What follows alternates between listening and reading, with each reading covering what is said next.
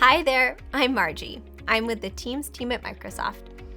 If you've been wanting to find ways to build team culture, strengthen relationships, or just have a little fun as a team, there are 3 apps you should try: Praise, Whiteboard, and Games for Work. Let's take a look at each one. First up is Praise. Rather than just give a shout out to a teammate in a meeting or sending a message, send them praise. From a chat or channel conversation, click the 3 dots, search for, and select Praise. Choose the title, add a personal message, and change the background, then send it. A little extra time will go a long way.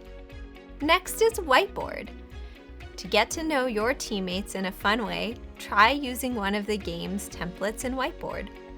To share a new whiteboard, add it as a tab in a channel or share it in a meeting. Choose a new whiteboard, then click Templates. Choose Games and then pick one of the templates. Choose your favorite, 2 truths and a lie, or where in the world. Everyone can add their answers, add reactions to everyone else's, and learn about each other. Finally, to have a bit more fun while building team relationships, try Games for Work.